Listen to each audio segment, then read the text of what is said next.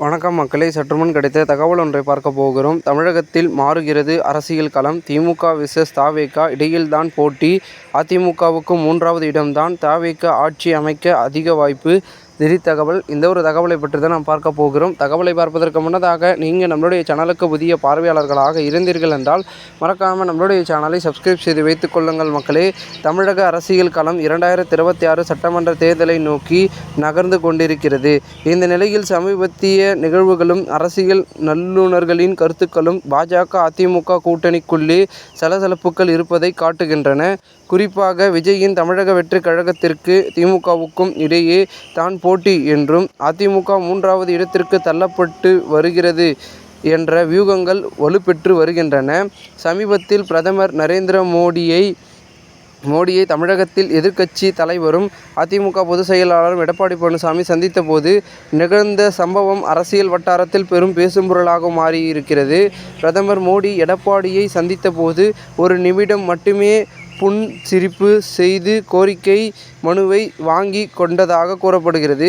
இது எடப்பாடி பழனிசாமி தரப்புக்கு பெரும் அதிர்ச்சியை ஏற்படுத்தியுள்ளது. பிரதமரின் இந்த அணுகுமுறை அதிமுகவின் தலைமை மீதான மத்திய பாஜகவின் நிலைப்பாட்டில் மாற்றம் ஏற்படுகின்றதா என்ற கேள்வி எழுப்புகிறது. அதனால் இந்த அதிர்ச்சியடையும் தங்களுக்கு ஏற்பட்ட அவமானத்தையும் மறைப்பதற்காக எடப்பாடி தரப்பு பன்னீர்செல்வம் பிரதமரை சந்திக்க நேரம் கேட்கதாகவும், ஆனால் பிரதமர் அதை மறுத்துவிட்டதாகவும் ஒரு பிரச்சனையை கிளப்பி வருவதாக அரசியல் வல்லுநர்கள் குற்றம் சாட்டுகின்றனர். இதன் மூலம் தங்கள் தரப்புக்கு நேர்ந்த அவமானத்தை திசை திருப்ப எடப்பாடி தரப்பு முயல்வதாக கூறுகின்றது. பன்னீர்செல்வம் தனக்கு அவமதிப்பு ஏற்பட்டாலும் உடனடியாக பாஜகவுக்கு எதிராக ஒரு நிலைப்பாட்டை எடுக்க மாட்டார்கள் என்பது அரசியல் வட்டாரத்தில் கணிப்பு. இருப்பினும் தொடர்ந்து இதே போன்ற அவமதிப்புகள் ஏற்பட்டால் அவர் இத்தகைய ஒரு முடிவை எடுத்தாலும் ஆச்சரியப்படுவதற்கில்லை என்றும் கூறப்படுகிறது. ஓபிஎஸ் தரப்பு பாஜக கூட்டணியை தனது இருப்பை உறுதிப்படுத்த தொடர்ந்து முயற்சித்து வருகிறது. தமிழக அரசியல் களம் தற்பொழுது கொஞ்சம் கொஞ்சமாக திமுக மற்றும் தமிழக வெற்றி கழகம் இடையே மாறி மாறி வருவதாக அரசியல் வல்லுநர்கள் கருத்து தெரிவிக்கின்றன.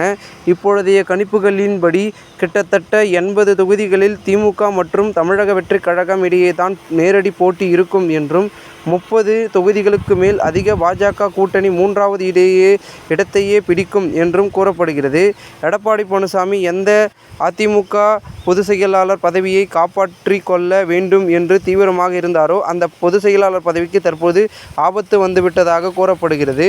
ஒரு சில அதிமுக முன்னாள் அமைச்சர்கள் எடப்பாடி பழனிசாமிக்கு பதிலாக வேறொருவரை அந்த பதவிக்கு தேர்ந்தெடுக்க திட்டமிட்டு வருவதாக தகவல்கள் தெரிவிக்கின்றன. இதற்கு எடப்பாடி பழனிசாமி ஒப்புக்கொள்ளவில்லை என்றாலும் சில அதிமுக அமைச்சர்கள் கட்சியிலிருந்து விலகவும் வாய்ப்பிருப்பதாக கூறப்படுகிறது. இது அதிமுகவுக்குள் நிலவும் உட்கட்சி பூசலை தலைமைக்கான போட்டிகளையும் வெளிச்சம் போட்டு காட்டுகிறது. ஒன்றுபட்ட அதிமுக இல்லாவிட்டால், ஒன்றுபட்ட பாமக இல்லாவிட்டால், அதிமுக கூட்டணியில் தேமுதிக இல்லாவிட்டால், அதிமுக பாஜக கூட்டணிக்கு அண்ணாமலை முழு மனதுடன் பிரச்சாரத்துக்கு வர ஒப்புக்கொள்ளாவிட்டால் களமானது திமுக மற்றும் தமிழக வெற்றி கழகம் இடையில்தான் இருக்கும் என்றும், அதிமுக கூட்டணிக்கு இந்த தேர்தல் பெரும் பின்னடைவாக அமையும் என்றும் அரசியல் பார்வையாளர்கள் கூறுகின்றனர். மொத்தத்தில் 2026 தமிழக சட்டமன்ற தேர்தல் பல புதிய திருப்பங்களை வியூக மாற்றங்களையும் காணும் என்றும் எதிர்பார்க்கப்படுகிறது. இந்த ஒரு தகவல் தற்பொழுது அரசியல் வட்டாரங்கள் பெரும் பேசும் பொருளாக இருக்கிறது. இந்த ஒரு தகவலை குறித்த பொதுமக்கள் உங்களுடைய கருத்துக்களை கூறுங்கள். இதுபோன்று நீங்கள் அரசியல் சார்ந்த நிகழ்வுகளாம் தினசரி தெரிந்து கொள்ள நம்மளுடைய சேனலை சப்ஸ்கிரைப் செய்து வைத்துக் கொள்ளுங்கள். நன்றி, வணக்கம் மக்களே.